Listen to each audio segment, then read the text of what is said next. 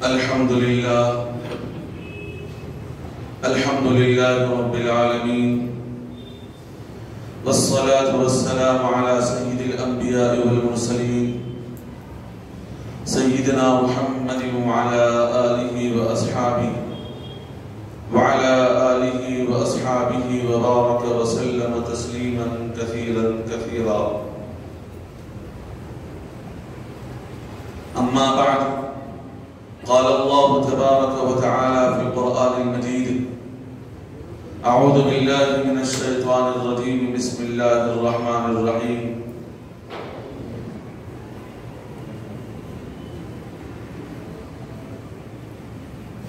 لا يغتب بعضكم بعضا وقال النبي صلى الله عليه وآله وسلم أملك عليك نفسك وليسعى بيتك ويبكى على خطيئتك أو كما قال صلى الله عليه وسلم. معزز حاضرین کرام، واجب الاحترام میرے دینی بھائیوں، بزرگوں، دوستوں، حضرت عقبہ بن عامر رضی اللہ عنہ ایک مرتبہ حضور کریم صلی اللہ علیہ وآلہ وسلم کی خدمت اقدس میں حاضر ہوتے ہیں اور عرض کرتے ہیں کہ یا رسول اللہ صلی اللہ علیہ وآلہ وسلم، پریشانیوں سے نجات کا کیا ذریعہ ہے، بچنے کا کیا ذریعہ ہے، فتنوں سے بچنے کا کیا ذریعہ ہے؟ اس کے اندر دونوں قسم کے فتنے، یعنی دنیاوی حالات سے بچنے اور پریشانیوں اور مسائل سے بچنے کا کیا طریقہ ہے، اس سے نجات کی کیا صورت ہے؟ حضرت عقبہ بن عامر رضی اللہ عنہ نے نبی الاسلام سے پوچھا تو حضور کریم صلی اللہ علیہ وآلہ وسلم نے سب سے پہلے فرمایا کہ املک علیک لسانک، کہ تو اپنی زبان پر قابو پانے والا بن جا. یعنی انسان اپنی زبان پر سب سے پہلے کنٹرول کرنے والا بن جائے گا تو پھر ہر قسم کے فتنوں سے انسان بچ سکے گا.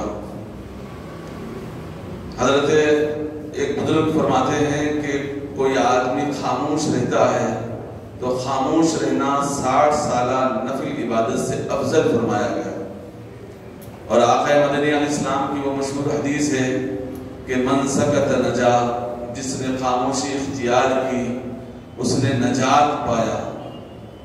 یہ تو مشہور حدیث ہے. اور پھر فرمایا کہ جو آدمی جتنا خاموش رہتا ہے شیطان اس سے اتنا دور بھاگتا ہے. حدیث کے الفاظ ہیں، آقا مدنی صلی اللہ علیہ وسلم نے ارشاد فرمایا جو آدمی جتنا خاموش رہتا ہے شیطان کا بس اس پر نہیں چلتا، شیطان اس سے دور بھاگتا ہے. اور جو آدمی جتنا زیادہ ٹک ٹک کرتے رہتا ہے، زبان چلاتا رہتا ہے، شیطان کا قابو اس پر زیادہ چلتا ہے. اور پھر دینی کاموں میں مدد بھی ہوتی ہے. حدیث میں فرمایا گیا کہ جو آدمی جتنا زیادہ خاموش رہنے کا عادی ہوگا دینی کاموں پر اللہ کی مدد اس کے ساتھ شامل حال ہوتی ہے، کیونکہ شیطان بھاگ جاتا ہے. اور جیسے شیطان بھاگ جائے گا تو دینی کاموں پر اس پر قدرت حاصل ہوگی. اس لیے زبان پر کنٹرول کرنا یہ بہت زیادہ ضروری ہے. جیسے کہ قرآن مجید میں فرمایا کہ ما یلفظ من قول الا لدیہ رقیب عتید، جو لفظ بھی انسان اپنی زبان سے نکالتا ہے اس کے فرشتے مقرر، فرشتے اس پر نگران، فرشتے اس کے الفاظ کو لکھ لیتے ہیں اور پھر اس کے بارے میں کل قیامت میں پوچھا جائے گا. اس لیے انسان کو چاہیے کہ اپنی زبان سے زیادہ زبان چلانے والا نہ بن جائے، چاہے اپنے لیے. اس لیے ہمارے وہ اسلاف کے بارے میں لکھا ہے کتابوں کے اندر، جب ان کے پاس کوئی نصیحت کے لیے جاتے تو بڑی دیر تک وہ نصیحت نہیں کرتے. کوئی آدمی بڑے ہمارے اسلاف اللہ والوں کے پاس کوئی بھی جاتا تو وہ پہلے نصیحت نہیں کرتے، خاموش بیٹھتے، 15-20 منٹ تک خاموش بیٹھتے، جیسے یوں محسوس ہوتا تھا کوئی لوگ نیا آدمی زیادہ عقل مند جاتا تھا اس کو یوں محسوس ہوتا کہ ارے یہ شخص کو بولنا نہیں آتا یا پھر ان کو بات کرنا نہیں آتا، یوں محسوس ہوتا ہمارے اسلاف کے پاس جاتے ہیں۔ تو یہ بڑے بزرگ کے پاس کسی نے پہنچے اور جا کر فرمایا کہ حضرت میرے لیے نصیحت، ہمارے لیے نصیحت فرما دیجیے۔ اس بزرگ نے فرمایا کہ میرے خاموشی سے تم نے کچھ نہیں سیکھا تو میرے کہنے سے تم کیا سیکھو گے؟ اتنی پیاری بات فرمائی۔ ایک بزرگ نے فرمایا کہ میرے خاموشی سے آپ نے کچھ نہیں سیکھا تو میرے کہنے سے کیا سیکھو گے؟ اس لیے میرے بھائیوں، انسان کو چاہیے کہ خاموش رہنے کی عادت اپنے اندر ڈال لیں۔ جتنا انسان خاموش رہتا ہے شیطان کا حملہ اس پر اتنا ہی کمزور پڑتا ہے اور پھر اس کو نیکیوں پر مدد حاصل ہوتی ہے۔ آدمی خاموش رہنا بھی ایک بہت بڑا فن ہے۔ 1000 باتیں کہیں، ایک بات نہ کہیں، دیکھ کر دیکھیے، اپنے آپ کو زبان پر کنٹرول کر کر دیکھیے کہ انسان نہیں رہ سکتا، لیکن رہنا پڑے گا، کیونکہ ہمارے اسلاف کے بارے میں کتابوں میں لکھا ہے کہ وہ صبح سے شام تک جو باتیں کہتے تھے وہ لکھ لیا کرتے تھے کہ ہم نے کتنے بات کی ہے، اس سے زیادہ باتیں نہیں کرتے تھے۔ اب آج ہم لوگ ایک بات کی کو اگر ایک بات پیش آ جائے تو اس کے بارے میں 10 قسم کی باتیں کرتے ہیں، لیکن بات کرنے سے کوئی بات بنتی نہیں ہے۔ آقا مدنی علیہ الصلوۃ والتسلیم کی بھی معمول تھا، نبی علیہ السلام کا مزاج تھا کہ آقا مدنی علیہ الصلوۃ والتسلیم جب بھی کوئی بات کرتے تو مختصر بات فرماتے تھے اور جامع اور معنی بات فرمایا کرتے تھے، اس سے زیادہ بات نہیں فرماتے تھے۔ ایک مرتبہ نبی علیہ الصلوۃ والتسلیم نے صحابہ کے سامنے خطبہ دیا، عربی کا خطبہ، چونکہ اس وقت عربی کا ہی خطبہ ہوتا تھا۔ آقا مدنی علیہ السلام نے جہاد کے بارے میں صحابہ کو خطبہ دیا تو بعض بزرگان دین فرماتے ہیں کہ ہم نے ان الفاظ کو گنا تو 150 سے زائد الفاظ نہ تھے، حالانکہ اتنا زبردست خطبہ ہے، تمام باتیں آئیں، لیکن الفاظ ایک ایک لفظ کو اگر اس کے اندر گنا جائے تو 150 سے زیادہ الفاظ موجود نہیں ہیں۔ اتنا جامع اور معنی نبی علیہ الصلوۃ والتسلیم کا خطبہ ہوتا تھا، اتنا جامع اور معنی بیان ہوا کرتا تھا۔ اس لیے میرے بھائیوں، ہر آدمی کو چاہیے کہ اپنی زبان کو کنٹرول میں رکھے۔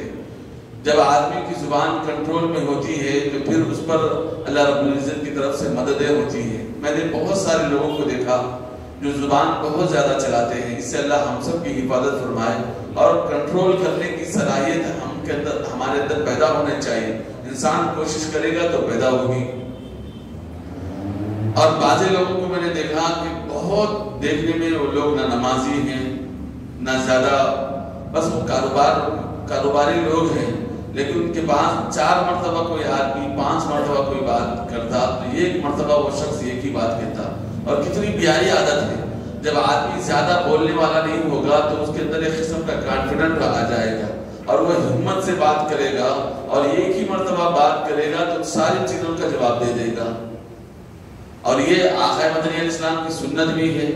تو اس لیے میرے بھائیوں، زبان کو زیادہ کہنے سے کوئی فائدہ نہیں، لیکن آج کے دور میں، ماڈرن دور کے اندر، کوئی آدمی زیادہ نہیں کہے گا، نہیں بولتے رہے گا تو اس کی کوئی ویلیو نہیں سمجھتے، لیکن اسلام میں اسی شخص کی زیادہ ویلیو ہے۔ آقا مدنی علیہ السلام کی نظر میں اسی شخص کی زیادہ ویلیو ہے جو آدمی کم بولتا ہے، سب سے کم بات کرتا ہے، وہی آدمی کی نبی علیہ السلام کے پاس زیادہ ویلیو ہے۔ دنیا والوں کے پاس ویلیو نہیں رہے تو کوئی بات نہیں، لیکن ہم کو مزاج نبوت صلی اللہ علیہ وسلم کو سمجھنا ہے۔ آقا مدنی صلی اللہ علیہ وسلم کا مزاج یہی تھا، اسی پر ہم کو بھی عمل کرنا ہے۔ اور پھر اللہ رب العزت نے قرآن مجید میں 10 باتیں یوں فرمائی، عمل کا صیغہ استعمال فرما کر فرمایا کہ اس پر انسان کو عمل کرنا چاہیے۔ یعنی اس کے اندر یوں فرمایا کہ لا یغتب بعضکم بعضا، جب تک کوئی آدمی بات کہے یا کوئی غیبت کی بات ہو، کچھ بھی ہو، لیکن لا یغتب بعضکم بعضا، کوئی ایسی بات نہ کرے جس سے دوسروں کو تکلیف ہو۔ اور قرآن مجید میں یہ تمام صیغے 10 جگہ ایسے صیغے استعمال فرمایا اللہ رب العزت نے کہ جو امر کا صیغہ کہلاتا ہے، جس کے اندر حکم دیا گیا ہے کہ لا یغتب، تم غیبت مت کرو، بعضکم بعضا، ایسے باتوں کی بات۔ لیکن آج کل حالات ایسے ہیں کہ اللہ کی پناہ، اللہ ہم سب کو اپنے پناہ میں رکھے۔ قرآن مجید کی آیتیں ایک طرف اور ہماری زندگی کے اعمال ایک طرف، اور ہم اپنی زندگی ہی کو دیکھ لیں، دوسروں کی بات نہیں کہہ رہا ہوں، صرف میں اپنی زندگی کے بارے میں کہہ رہا ہوں۔ کہ ہم اپنی زندگی کو دیکھ لیں، سنوار لیں، اللہ ہم کتنے دور ہیں قرآن مجید سے، آقا مدنی صلی اللہ علیہ وسلم کی تعلیمات سے۔ اللہ ہم سب کو ہدایت سے مالا مال فرمائے۔ پھر دوسری جگہ اللہ رب العزت نے قرآن مجید میں فرمایا کہ ان جاءکم فاسق بنبأ فتبینوا، جب تمہارے سامنے کوئی بھی انسان کوئی بات کہے تو فتبینوا، ان جاءکم فاسق بنبأ فتبینوا، اس کے بارے میں تحقیق کر لیا کرو۔ اب بہت ساری باتیں ایسی ہوتی ہیں کہ ہمارے سامنے کوئی شخص کوئی بھی بات کہہ دیتا ہے، ہم اس کی تحقیق نہیں کرتے، ہم اس کو سچ کہہ لیتے ہیں اور پھر سامنے والے پر لعن طعن کہہ دیتے ہیں، لیکن تحقیق کے بغیر لعن طعن نہیں کرنا چاہیے۔ اور آج کے دن میں سب سے بڑا فتنہ ہمارے پاس آیا ہے وہ موبائل فون ہے، ٹیلی فون ہے، انٹرنیٹ ہے۔ اتنا خطرناک فتنہ ہے کہ ہم ہر غلط بات اچھی بات کو اس کے اندر ڈال دیتے ہیں، وہ آ جاتی ہے واٹس ایپ کے ذریعے سے، دوسرے فیس بک کے ذریعے سے، اب ہم اس کو پھیلاتے چلے جاتے ہیں۔ وہ اگر سے حق بات ہو، غلط بات ہو، ہم اس کو نہیں دیکھتے، بس ہمارے پاس یہ بات پہنچی ہے، ہم اس کو پھیلاتے چلے جاتے ہیں۔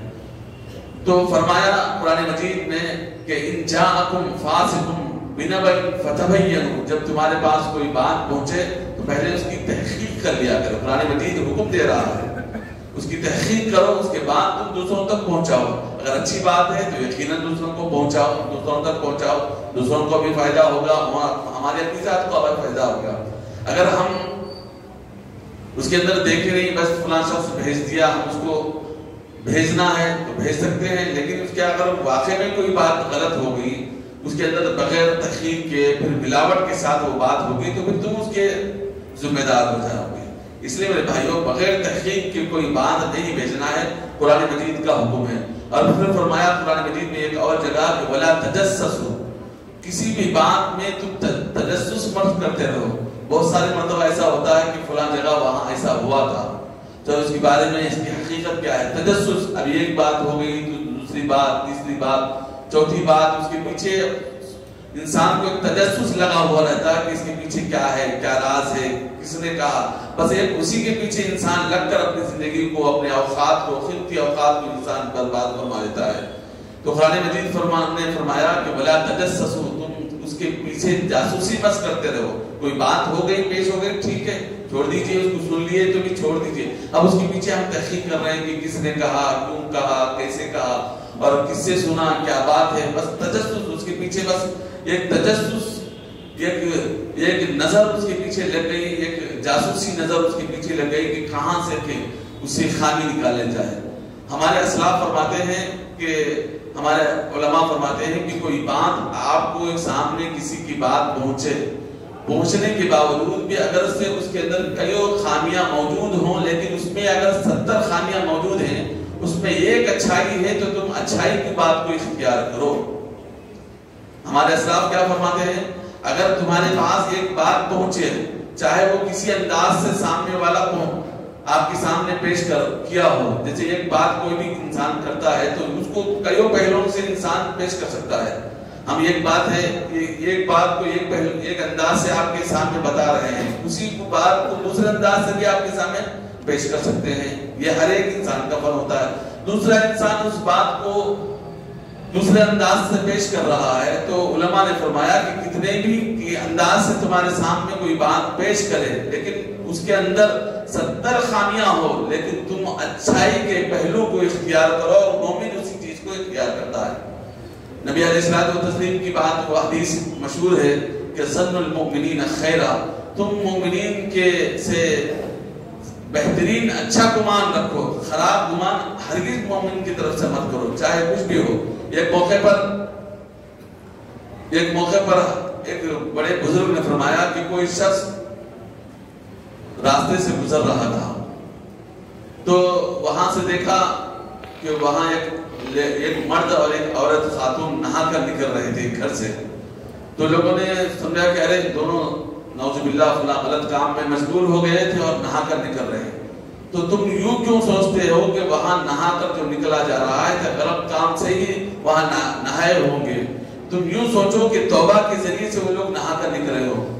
یعنی اب اس کے بعد آئندہ ہو سکتا ہے کہ اللہ نے ان کی توبہ کی توفیق دی ہو، اور پھر وہ جو نہا کر نکل رہے ہیں تب بھی تم یہ خیال کرو کہ توبہ کے ساتھ وہ نہائے ہو سکتا ہے اللہ کی توفیق ہو، تو تم کبھی غلط خیال مت کرو۔ اور پھر ہمارے اسلاف اتنا سوچتے تھے کہ آج کل ہمارا ماحول تو یہ ہے کہ کہیں پر گرا تو یوں سمجھتے ہیں کہ یہاں سے پرندہ گزرا ہے، یعنی اتنی بڑی بات ہم لگا دیتے ہیں۔ پر کہیں نظر آیا، کوئی چیز کا کوئی ہنٹ نظر آیا تو ہم اس کو بڑی سی بڑی بات اس کے پیچھے جوڑ دیتے ہیں، یہ نہیں ہونا چاہیے۔ آقا مدنی علیہ الصلوۃ والتسلیم نے اسے سختی کے ساتھ منع فرمایا ہے۔ ہمارے اسلاف اس کے سخت مخالف ہیں کہ کہیں چھوٹی سی چھوٹی بات پہ ہو تو وہاں اچھائی کے آخری پہلو نکل رہا ہے تو اس کو دیکھو، اور جہاں خرابی کی بات ہو تو اس کو چھوڑ دو، اس لیے کہ وہاں اگر خرابی، آپ کو ایک واقعہ اور سناتا چلوں کہ مدینہ منورہ کے اندر جب حضرت امام مالک رحمۃ اللہ علیہ اس دنیا میں موجود تھے، باحیات تھے، ان کے دور کا واقعہ ہے کہ ایک خاتون تھی، بڑی نیک خاتون تھی، وہ کہیں راستے سے گزر رہی تھی، کوئی دوسرا شخص وہاں سے ان کو دیکھ کر مسکرایا، حالانکہ وہ خاتون ان کو شخص کو نہیں دیکھ رہی تھی۔ تیسری ایک خاتون نے ادھر سے گزرتے ہوئے دیکھا کہ ارے یہ شخص اس کو دیکھ کے ہنس رہا ہے، شاید ان دونوں کے اندر کوئی مسئلہ ہے۔ اب وہ خاتون کا تو انتقال ہو گیا، جو خاتون گزر رہی تھی جس کو دیکھ کر انسان ہنس رہا تھا اس کا انتقال ہو گیا۔ اتفاق سے وہ جو خاتون دوسری دیکھ رہی تھی، اس کے انتقال کے بعد لوگوں نے فرمایا کہ غسال کو بلایا جائے۔ وہ جو خاتون دیکھی تھی اس شخص کو کہ فلاں شخص اس عورت کو دیکھ رہا تھا، اس نے نہلاتے ہوئے صابن لگاتے ہوئے، جسم کو صابن لگا رہی تھی جیسے عورتیں نہلاتے وقت صابن لگایا جاتا ہے، تو وہ عورت جو نہلا رہی تھی اس کے پیر کو اور ران کے پاس صابن لگا رہی تھی، اسی وقت کہہ رہے کہ ارے یہ عورت کا تعلق فلاں مرد سے ہے، یہ یوں کہتے ہوئے اس کو صابن لگا رہی تھی۔ وہی جہاں ہاتھ لگا ہوا تھا اس عورت کے ران پر ہاتھ لگا ہوا تھا وہی پکڑے گیا، یعنی وہ عورت کے ران کو اس کا ہاتھ ایسا پکڑ لیا کہ ہاتھ نہیں نکل رہا ہے۔ بڑی پریشان ہوئی، 1 گھنٹہ ہو گیا، لوگ مہمان بیٹھے ہوئے ہیں، تو کیا ہوا ابھی تک نہلا کر نہیں لائے؟ 2-4 لوگ جا کر نہیں لاتے، اس سے زیادہ لوگ نہیں جاتے، تو لوگ پریشان ہوئے، 1 گھنٹہ ہوا، 2 گھنٹے ہوئے، ابھی تک وہ عورت نہلانے والی اندر باہر نہیں آئی، اندر سے نہلا کر لے کر نہیں آئی، کیا بات ہے؟ جب جا کر دیکھا گیا تو اس کا ہاتھ وہاں پکڑا گیا، اس عورت کے ران سے پکڑا گیا۔ اس کے بعد فرمایا لوگوں کے سامنے چرچا ہوا کہ کیا ہوا کیا ہوا کیا ہوا، تو اتفاق سے اس وقت امام مالک رحمۃ اللہ علیہ زندہ تھے، تو اس وقت امام مالک نے فرمایا کہ میں جا کر حالات کو معلوم کروں گا، اس کے بعد میں اس بارے میں کوئی حل فرماؤں گا۔ تو جیسے امام مالک کو معلوم ہوا تو وہ آئے اور دیکھ کر فرمایا کہ کیا بات ہوئی؟ انہوں نے فوراً آتے ہی اس عورت سے پوچھا کہ غسال تھی، ان سے پوچھا کہ کیا بات ہوئی؟ انہوں نے فرمایا کہ کوئی بات نہیں، میں نہلا رہی تھی، نہلاتے میں یہ کہہ رہی تھی کہ یہ فلاں عورت کا تعلق فلاں مرد سے تھا، وہ مرد اس لیے کہ ایک زمانے میں وہاں سے گزر رہی تھی عورت، اس کو دیکھ کر مسکرا رہا تھا، تو میں سمجھا کہ اس کے ساتھ ان دونوں کا تعلق ہے، انہوں نے غلط فہمی کی ہوئی، اس کی وجہ سے میں یہ کہتے ہوئے نہلا رہی تھی، تو اللہ رب العزت کی طرف سے عتاب نازل ہوا، تو جیسے ہی اس کا ہاتھ وہاں پکڑ لیا اور ایسے چھوٹ نہیں رہا۔ اس وقت امام مالک رحمۃ اللہ علیہ نے فرمایا کہ انہوں نے اس پر الزام لگایا ہے، اس عورت پر الزام لگایا ہے، لہذا اس پر کوڑے مارا جائے۔ تو یہ کوڑا تو 80 کوڑے جو الزام لگایا جاتا ہے اس پر 80 کوڑے مارے جاتے ہیں۔ تو امام مالک رحمۃ اللہ علیہ نے اس وقت 80 کوڑے مارنے کا حکم دیا، 75 کوڑے ہو گئے، 77 ہو گئے، 78 ہو گئے، ہاتھ نہیں نکل رہا، 79 ہو گئے تب بھی ہاتھ نہیں نکل، جیسے 80 کوڑا لگا تو اس کا ہاتھ وہاں سے چھوٹ گیا، اس کا ہاتھ وہاں سے چھوٹ گیا۔ اس کے بعد فرمایا کہ تم نے اس عورت پر، نیک خاتون تھی، تم نے اس پر الزام لگایا تھا جس کی وجہ سے اللہ کا عتاب سب کے سامنے ظاہر ہوا، اس لیے تم توبہ کرو۔ اب ظاہر بات ہے کہ کوڑے لگائے گئے، اس کے ساتھ وہاں پہ اس کی معافی بھی ہو گئی۔ تو اس لیے میرے بھائیوں، کبھی بھی کسی بھی انسان کے پیچھے خالی صرف چھوٹی سی بات کو لے کر ہم لوگ بڑے بڑے الزامات لگاتے ہیں، یہ ہم خود مجرم ہو جاتے ہیں، اللہ کے نزدیک بہت بڑے مجرم ہو جاتے ہیں۔ کبھی ہم کسی کو کے خلاف غلط گمان نہیں کرنا چاہیے۔ حدیث میں خود فرمایا گیا کہ ظن المؤمنین خیرا، کہ مومنین کی یہ صفت ہونی چاہیے کہ دوسروں کے متعلق بہترین سوچیں۔ ہم غلط کیوں سوچیں؟ فلاں آدمی غلط ہے، فلاں، دنیا میں ویسے سوچتے رہو گے تو ہر آدمی غلط نکلے گا، تمہارے سوا کوئی پاکیزہ نہیں نکلے گا۔ تو اس سے تمہارا مسئلہ کیا ہوگا؟ کیا تم اللہ کے نزدیک محبوب ہے؟ محبوب ہے تو اس کی کیا گارنٹی ہے دوسرا آدمی محبوب نہیں ہے؟ تو اس لیے میرے بھائیو کبھی بھی کسی بھی انسان کے خلاف غلط ہرگز نہیں کہنا ہے، غلط نہیں سوچنا ہے کہ فلاں آدمی ایسا ہے، فلاں آدمی ایسا ہے، فلاں کی ہمیشہ کی فلاں کی قسم کی عادتیں ہیں، غلط عادتوں میں رہتا ہے، اور ہم لوگ ہمیشہ ہر ایک کے خلاف غلط گمان کرتے ہیں۔ میرے بھائیو کبھی کسی ہو سکتا ہے کہ وہ آدمی اللہ کے نزدیک محبوب ہو، اللہ کے پاس اس کے اعمال پسند آ گئے ہوں، اللہ کا نزدیک وہ بہت زیادہ محبوب ہو، اور ہم اس کے درجے کے قریب بھی نہ پہنچتے ہوں، تو پھر کتنی بری بات ہو جائے گی۔ تو اس لیے میرے بھائیو ہمیشہ اپنے آپ کو بچاتے رہنا اور ان تمام چیزوں سے بچتے رہنا۔ تیسری چیز ہے قرآن حدیث میں فرمایا کہ ولا تجسسوا، تجسس کرنا ایک گناہ کی بات ہے۔ چوتھی چیز فرمایا گیا کہ اجتنبوا کثیرا من الظن، کہ ہم اپنے آپ کو گناہوں کے پاس جانے سے بھی بچا کے رکھنا، بچتے رہنا ہے گناہ کی جگہوں پر، اڈوں سے ہر آدمی اپنے آپ کو بچاتے رہنا ہے۔ جہاں گناہ کا اڈا ہے وہاں بیکار میں نہ جائیں، ضرورت ہے تو بے شک جا سکتے ہیں۔ اب جیسے بازار ہے یہ گناہ کے اڈے ہیں، حدیث میں فرمایا گیا کہ یہ گناہ کے اڈے ہیں، یہاں سے گناہ پنپتے ہیں، یہاں گناہ ہے یہاں پہ پھولتے ہیں پڑتے ہیں۔ اور دیکھ لیا بازار گناہوں کا اڈا ہے، وہاں مرد ہوتے ہیں، خواتین ہوتی ہیں، بیجا انسان وہاں جا کر ہنسی مذاق کرے گا، وہاں بیٹھے گا تو وہاں اس کے آنکھوں سے گناہ ٹپکتے رہے گا، اس کے دل سوچتا رہے گا کہ فلاں کے متعلق کیا بات ہے، نہیں امنگیں، غیر ضروری امنگیں، غیر ضروری خواہشات اس کے دل میں پنپتے رہیں گی۔ تمام چیزیں گناہ کی، ہم اس کو تصور نہیں کرتے۔ آج کے لوگ سمجھتے ہیں کہ ہم تو پاکیزہ ہیں، ہم گھر کے اندر بیٹھ کر ٹی وی دیکھتے ہیں، ٹی وی دیکھ کر کسی انسان کے تصور کر لیے کہ ارے فلاں عورت ایسی ہے، اس کا تصور ایسا، اس کے ذہنوں کے اندر گندگیاں پھیلتی ہیں۔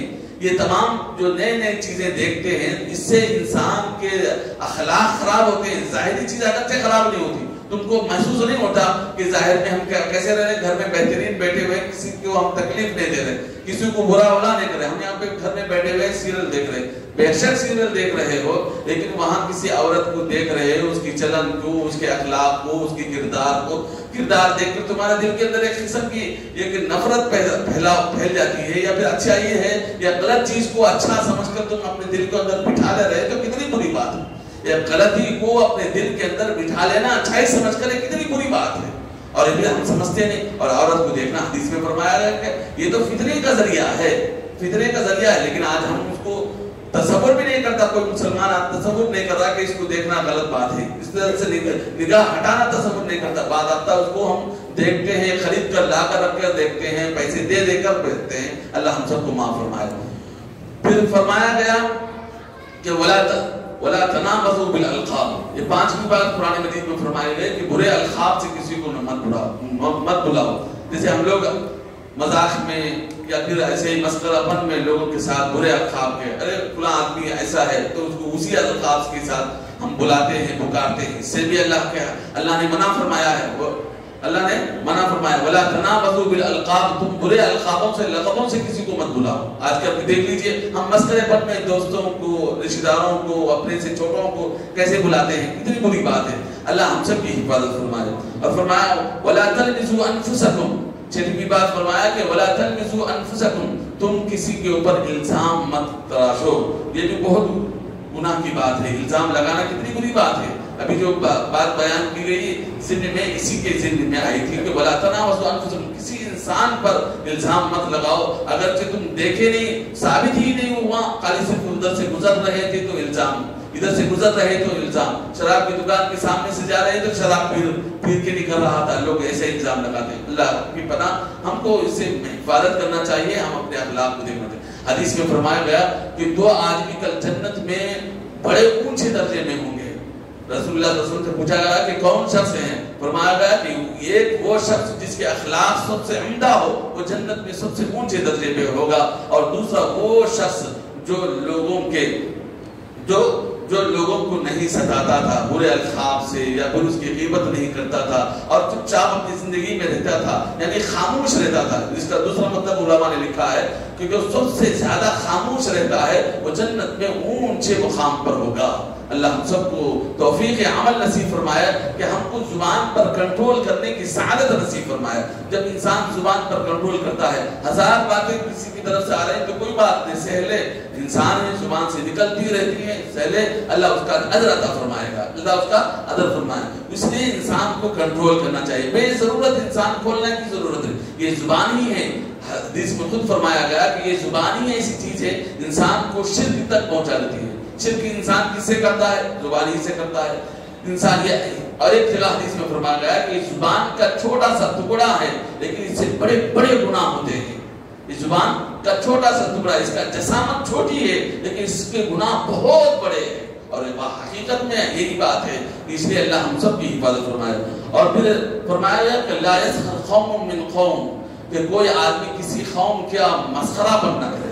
اب کوئی ارے تمہارے قوم کیسا, تمہارا خاندان کیسا, فلاں قبیلہ کیسا, اس کی کوئی حقیقت نہیں ہے. اس سے اللہ ہم سب کی حفاظت فرمائے. فاصلحوا بین اخویکم, کہیں اگر جھگڑا ہو جائے تو اللہ حکم دیتا ہے کہ تم جا کر وہاں اس کے ان دونوں کے درمیان میں صلح کرو. اللہ حکم دیتا ہے, اللہ رب العزت حکم دیتا ہے. ولیعفوا ولیصفحوا, کہیں اگر کوئی معاملہ ہو جائے تو وہاں اس کو معاف فرما دو, اس کو وہاں پہ عفو درگزر کر دو. اور حدیث قرآن مجید میں فرمایا الا تحبون ان یغفر اللہ لکم, جیسے تم معاف کرو گے کہ اللہ تمہارے ساتھ بھی معافی کا معاملہ فرمائے گا. تم معافی نہیں کرے گو تو اللہ کیسے تمہارے ساتھ معافی کا معاملہ فرمائے. آخر میں فرمایا گیا وتوبوا الی اللہ جميعا, تم اللہ کی طرف رجوع ہو جاؤ, توبہ کرتے رہو, انشاءاللہ اللہ تمہارے گناہوں کو معاف فرمائے گا. اللہ سے دعا ہے اللہ تعالی ہم تمام کو کہنے سننے سے زیادہ عمل کی توفیق نصیب فرمائے. آمین. واخر دعوانا الحمدللہ.